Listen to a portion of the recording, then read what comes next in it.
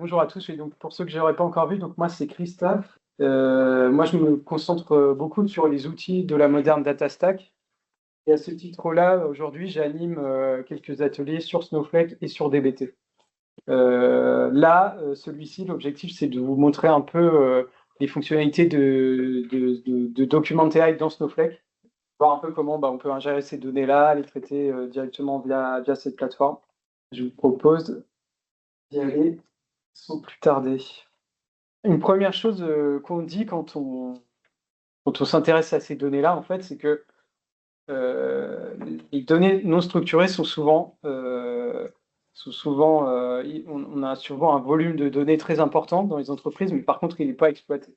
Ici, j'ai mis une petite illustration. Ce qu'on va avoir, en fait, une des mesures qui revient souvent, c'est qu'on a 20% de données structurées et 80% de données non structurées. Et en plus, on a du mal à les exploiter. Donc, parmi ces données non structurées, qu'est-ce qu'on va retrouver? On a des documents PDF, on a des images, on a des présentations, des emails, énormément de choses qui sont pleines d'informations pertinentes, mais qu'on a du mal à ingérer derrière. Et on a des problématiques potentiellement qui nous poussent qui engendrent ces difficultés. On a du mal à les centraliser, les extraire, ça peut être long, pas forcément scalable tout le temps. Et là, l'objectif, c'est justement de répondre à ça avec Snowflake, et voir comment on va pouvoir facilement stocker ces données, mais aussi les exploiter. En fait, à partir de ce jeu de données non structurées, comment on va pouvoir générer des informations bien structurées.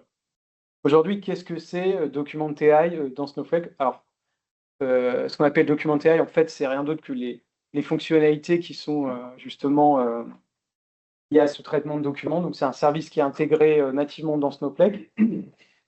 C'est basé sur un modèle qui s'appelle Arctic Type. C'est un modèle qui a été développé justement pour ce besoin-là dans Snowflake. Aujourd'hui, on a une interface zéro code. Donc, on va pouvoir travailler avec ces modèles-là et avec ce service-là sans devoir rédiger du code derrière. Enfin, peut-être que zéro code, c'est un peu excessif, pour être tout à fait honnête, mais vous allez le voir juste après. On a eu un changement assez récent d'ailleurs sur Snowflake. On avait une plateforme qui portait vraiment ce nom de Document AI qui existait jusqu'à il n'y a pas très longtemps, qui a été récemment déprécié. Et du coup, c'est justement l'occasion de vous montrer ce qui est mis à disposition maintenant. Donc de faire un peu la mise à jour et de vous montrer ce qui existait et ce qui existe maintenant. Donc c'est une bonne opportunité.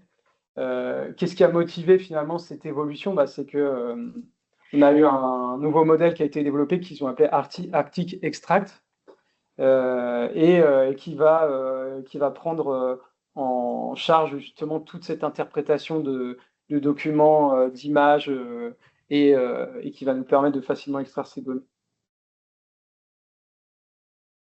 Le workflow, quand on va s'intéresser à ce genre de cas d'usage, il va se décomposer de la manière suivante. La première étape, ça va être l'ingestion. L'ingestion dans Snowflake, on a un certain nombre d'outils qui vont permettre de gérer ça. Donc, on a un élément qui s'appelle des stages. Bon, l'idée, c'est en tout cas qu'on va avoir un endroit, ça peut être par exemple des plateformes de stockage du type S3, des choses qu'on va pouvoir connecter à Snowflake, dans lequel on va avoir l'ensemble de nos documents, des PDF ou des images typiquement. Derrière, vous allez le voir avec l'expérience qu'on a aujourd'hui dans Snowflake, ça va consister au niveau extraction à définir les champs qu'on a à extraire via des questions en langage naturel. Derrière, on va avoir une phase de consolidation et de validation. On veut s'assurer que notre outil il nous donne bien les bonnes réponses. Et enfin, on a une étape de déploiement. puisque l'objectif, c'est de dire demain, je veux que mes données soient interprétées au fur et à mesure que je les injecte dans mes stages, donc dans mes interfaces de stockage, en fait. Donc, typiquement, à la fin, on a notre modèle qui est déployé, qui s'appuie sur les questions qu'on a définies en amont. Ce modèle est capable de s'exécuter, en tout cas cette fonction, de s'exécuter au moment où on va déposer des nouveaux fichiers dans le stage. Alors comment ça se passait initialement? Ça, c'est l'interface qu'on avait sur Document.ti. Donc ici, on retrouve le modèle. Alors c'est un GIF, je ne sais pas si je peux le bloquer, bon, c'est pas grave. Et donc je vais retrouver ma liste de documents ici. Donc ça, ce sont des PDF, en l'occurrence, ce sont des factures ici, donc c'est le cas typique. Ça ressemble à ça. Ici, je vais pouvoir lui spécifier les champs. Ça va peut-être un peu vite. Je suis désolé, ça va peut-être retourner. Mais vous avez les champs qui sont là et qui sont respécifiés ici. Et on retrouve des questions qui correspondent à chacun des champs. Donc, je le disais tout à l'heure, on a des questions langage naturel. Et derrière, là, j'en avais pris 3. On a trouvé 3 et il me donne directement des requêtes SQL. Il a refait un tour. Des requêtes SQL pour exploiter tout ça. Ce qu'il faut voir là-dedans, parce que c'est l'interface qui est dépréciée aujourd'hui, et justement, on va voir tout de suite comment ça a évolué. On avait cette notion de modèle, donc on était vraiment dans une démarche où on allait développer notre modèle. Donc, vous voyez, il y a une notion de build ici. On crée notre propre modèle qu'on a entraîné sur nos données. On va générer un build, donc on va générer un objet qui va nous servir derrière pour traiter nos documents. On va voir que ce qui a été implémenté maintenant, ça va être un petit peu différent. Donc pour revenir sur le workflow que j'évoquais tout à l'heure et juste faire un petit focus sur cette étape-là, n'hésitez pas hein, si jamais il y a des questions. Voilà. Donc ici, on a nos stages dans lesquels on a nos documents qui sont stockés. Derrière, on a une notion de schéma. Donc la notion de schéma, ça fait référence à comment le document il est structuré. Est-ce qu'on a des tableaux? Est-ce qu'on a des valeurs qu'on veut aller chercher? Typiquement, si je reprends le cas d'usage des factures, eh bien, on a souvent des tableaux, effectivement. On a souvent des champs en haut du document qu'on veut aller identifier, par exemple des ID, des dates, des choses comme ça. Et en fait, le schéma, on va devoir le définir s'il n'est pas défini, et il va se générer au fur et à mesure qu'on va poser nos questions. On va avoir quelque chose qui va se structurer, qu'on va pouvoir utiliser derrière. Si jamais on a déjà défini le schéma, parce que c'est ce qui va se passer une fois qu'on l'aura fait, une fois, et que on va vouloir en fait ingérer des nouveaux documents, on ne va pas devoir redéfinir le schéma à chaque fois, hein, c'est la même chose. Il faut que les documents soient similaires. Voilà, on va pouvoir réexploiter ce schéma-là et du coup appeler la fonction qui s'appelle AI Extract, qui est là. AI Extract, c'est justement précisément ce qui vient d'être rajouté, c'est le nouveau modèle. C'est pour ça que d'ailleurs, tout à l'heure, j'ai parlé du modèle sous-jacent, le LLM qui est entraîné, qui s'appelle Kit Extract. Aujourd'hui, maintenant, dans Snowflake, on a une fonction. Ça se résume à peu près à ça, si je résume grossièrement. On a une fonction AI Extract qui va nous servir à identifier quelles infos on va aller chercher dans nos documents, dans nos images, et qui va nous retourner ça derrière. On va le voir.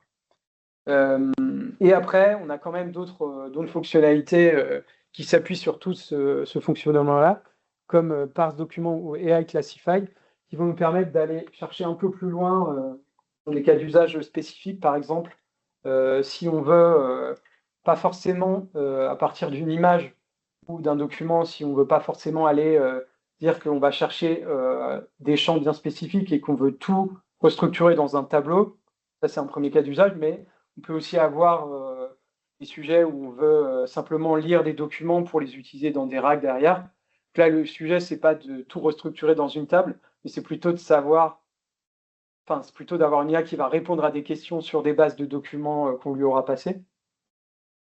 Et on a aussi une possibilité de faire de la classification. Donc c'est pas forcément ce qui est dans les exemples ici aujourd'hui, mais on peut demander à Snowflake de nous classifier des images en fonction de critères, juste par le biais de cette fonction-là. Donc on a vraiment des workflows avancés en termes de traitement d'images. Et donc de manière plus générale en termes de données non structurées d'ailleurs. Toutefois, bon, effectivement, on peut se poser la question un peu de se dire, je vais poser des questions et je veux qu'il me retourne des réponses. Qu'est-ce qui me dit qu'il va bien me donner les bonnes réponses? Il y a quand même quelques guidelines qui sont fournis. Le but, c'est pas de vouloir poser une question et d'avoir déjà toutes les données qui ressortent en une seule fois. Il faut être très précis. Il faut dire, bon, moi, je veux l'ID de la facture. Voilà.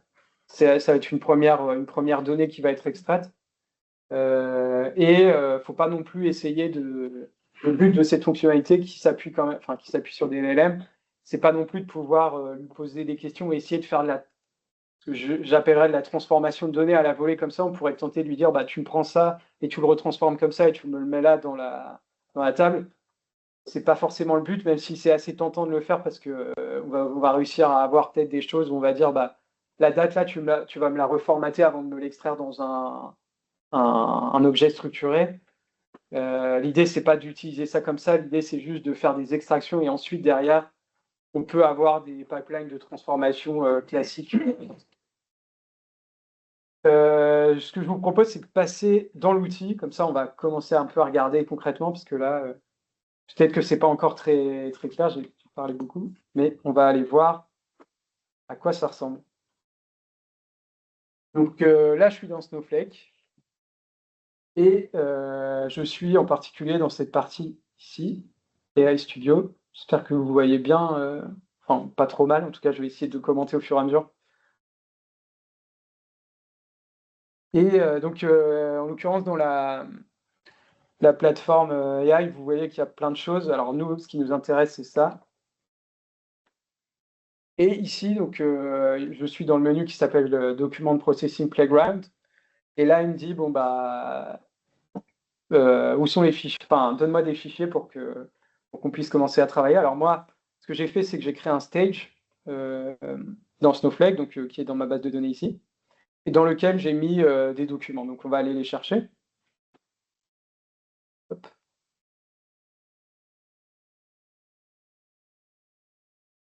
Voilà, donc là par exemple, j'ai des factures, j'ai des images, donc vous voyez que c'est des PDF ou des JPG ici. Donc là, nous, ce qu'on va faire, c'est qu'on va prendre plutôt des images, mais on pourrait très bien prendre des PDF. Mais je trouve que c'est plus intéressant de prendre des images dans le sens où PDF, ça reste quand même des documents quelque part. À la base, c'est pas des photos, hein, c'est vraiment des documents qu'on rédige et qu'on imprime. Les images, pour le coup, on est vraiment sur de la donnée. On a besoin d'avoir vraiment cette capacité de CR. Donc, je vais en prendre une au hasard pour démarrer. Hop. Voilà. Donc là, ma facture, elle ressemble à ça. Bon, c'est pas non plus quelque chose de très complexe, hein. On n'est pas sur des cas d'usage trop complexes pour l'instant, mais j'ai quand même un peu testé, j'ai un peu challengé le modèle. Et j'ai des photos comme ça. On pourrait peut-être essayer tout à l'heure de le faire si on a le temps, qui sont très détériorées. Et là, on commence à toucher un peu les limites du modèle. Il n'est pas forcément capable toujours de retrouver tout, hein. Il y a quand même des limites. En tout cas, sur ce genre de cas où c'est vraiment un scan clean, là, on n'a pas de problème en principe pour récupérer des données. Donc je suis là, pour l'instant j'ai encore rien fait dans mon modèle et je veux définir, si on se réfère au workflow dont je parlais tout à l'heure, je veux définir un premier schéma en fait qui va me servir à gérer tous mes autres documents derrière en fait.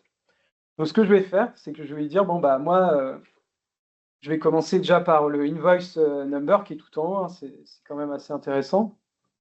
Et donc je vais juste taper ça, il lui faut une clé, c'est une variable derrière. Et ensuite, je vais lui dire, je peux le faire en français, mais même si le modèle, par défaut, il aime mieux qu'on lui parle anglais. mais je suis pas forcément. Vous m'excuserez les fautes d'anglais. What is the invoice ID? Ça fonctionne ou c'est. Ouais, ok. Voilà, on fait ça. Et hop là, il a dit ok, il veut le numéro d'invoice. C'est ça, a priori c'est ça. Et il me l'a mis ici. Voilà. Et donc de cette manière-là, je vais pouvoir alimenter en fait mon schéma. Si je veux avoir la date d'issue, on va lui faire le même genre de choses. Hein. Date of issue. Ah oui, je me suis trompé de rubrique, c'est là. Hop.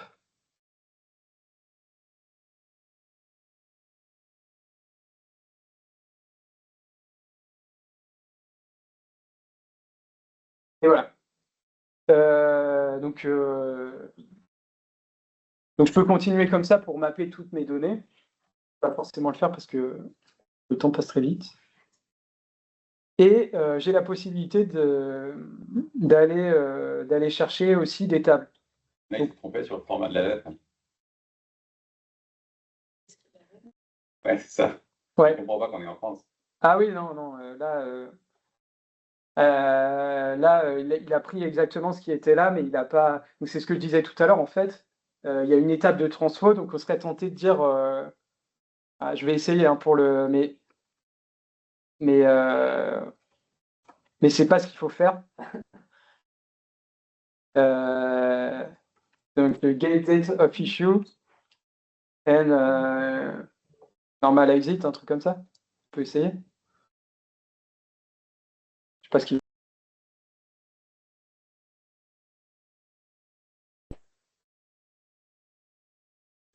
système.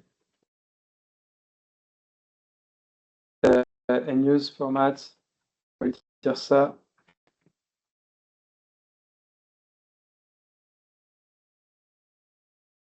Ah, non, c'est pas bon.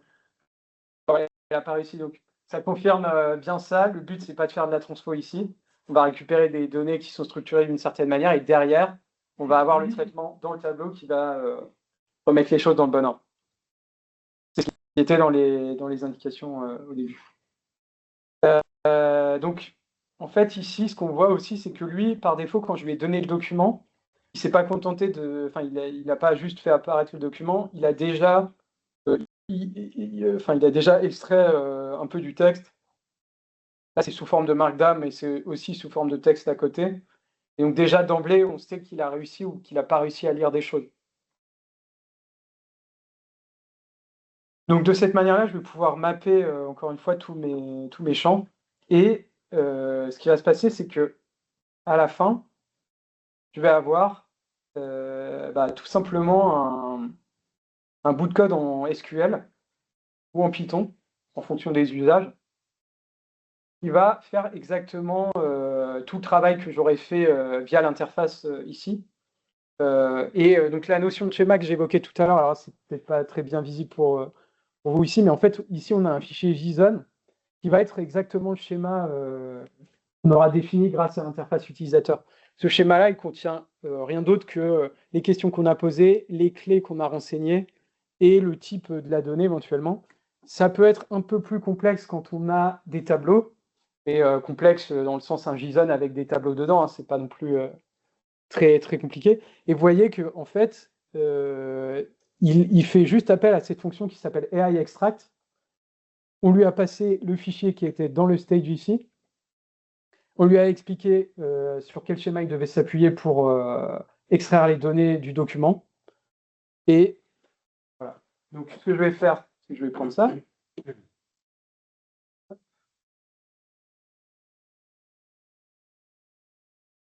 Je vais exécuter le bout de code.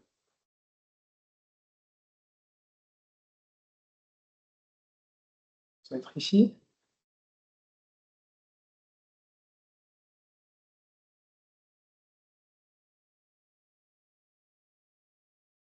Donc là, il m'a généré une sortie qui est toujours en JSON, donc c'est toujours un format semi-structuré. pas de problème. Snowflake est largement capable de traiter ce genre de données. Donc derrière, on a un travail. On commence à récupérer ça pour le restructurer correctement. Donc si je veux faire ça, en fait, ce que je vais faire, c'est... alors que je ne me trompe pas dans la syntaxe, mais ça va être un truc du genre response.dateOfIssue.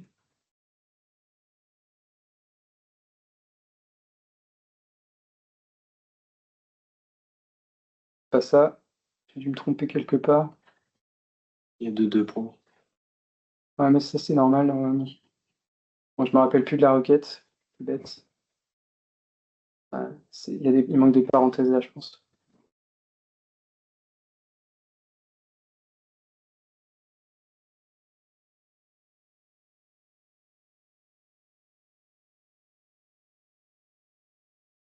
Mince. Qu'est-ce qu'il me dit? Ah, c'est pas ça. Response. Bon, je suis désolé, j'ai pas la requête SQL qui va bien. C'est juste un problème de syntaxe, hein, mais il y avait pas. Je l'ai peut-être dans les autres fichiers.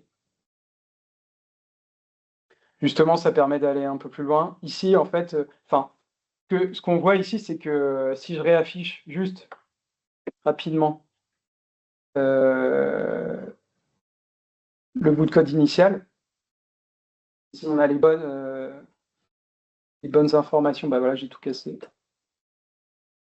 Hop, voilà. Et si on fait la bonne requête pour extraire ça, parce que ça tient juste à des 2 points et des points, et en fait, on va savoir dire select date of issue, on va avoir ça, et de cette manière-là, on va savoir reconstruire notre table avec les bonnes données. Et derrière, étant donné que c'est déjà une requête SQL, en fait, on peut s'appuyer sur tous les mécanismes de Snowflake pour créer des tasks. Donc les tasks dans Snowflake, on va pouvoir orchestrer, on va pouvoir les faire s'exécuter sur des événements. Donc typiquement, j'ai ajouté un fichier dans un stage, ça va déclencher des actions d'ingestion comme ça. Et puis, c'est de cette manière-là qu'on va ingérer de la documentation. Donc vous voyez que c'est assez direct, assez fluide. En tout cas, on sait facilement déployer un premier cas d'usage grâce à ce genre de... Je vais aller au début. Hop. Grâce à cette fonctionnalité qui est dans Snowflake. Et si sur ma facture, j'avais une partie manuscrite, comme par exemple la date? Ça fonctionne aussi. Ça fonctionne. Ouais, il arrive à lire le manuscrit. Ouais. Tout à fait. Donc typiquement, dans les cas d'usage qu'on trouve, on a souvent le traitement des factures, c'est celui qui est au milieu, mais on a aussi donc l'analyse de contraste, ça fait plus écho aux autres fonctionnalités que j'ai mentionnées. On ne va pas forcément être toujours dans l'extract des champs bien spécifiques sur un document, mais on va être aussi dans l'analyse et dans l'analyse de ces documents pour poser des questions derrière qui vont pas forcément amener des réponses sous forme de table structurée, mais plutôt sous forme de réponses littérales, en fait, de dire moi j'ai une question sur mon contrat, j'ai une question sur un rapport technique, j'ai besoin que le modèle il me donne ces réponses-là, parce que j'ai pas le temps de parcourir une doc de 10 000 pages. C'est le genre de choses qu'on peut aller chercher avec ces fonctionnalités-là. Comment ça se passe en termes de coût? En fait, par défaut, la fonction, elle va consommer un certain nombre de tokens par page. Donc si on a une page, déjà, c'est 970 tokens. Alors 970 tokens, qu'est-ce que ça représente? Les tokens, ce sont les caractères qu'on a. Un token, c'est globalement un caractère en fait dans ce mécanisme-là. Donc quand on va faire des analyses d'images et que le modèle il va nous retourner, si on lui pose une question et qu'il nous retourne du texte, globalement nombre de caractères qui sont retournés en réponse, et c'est un peu ça le nombre de tokens, quoi. Et donc ça va être défini comme ça, donc ça veut dire que au fur et à mesure qu'on a des pages, ça va forcément augmenter un peu le prix. Et après, derrière, on a un pricing qui est de l'ordre de 0,0. Alors, c'est un peu. Ensuite, il y a une notion de crédit dans Snowflake. Donc, un crédit dans Snowflake correspond à un montant en dollars. Là, par exemple, sur une architecture, on est sur des régions. Après, ça dépend des régions aussi. Donc là, prenons le cas d'une région où on est en Europe sur Azure. Le coût du crédit, c'est 4 dollars.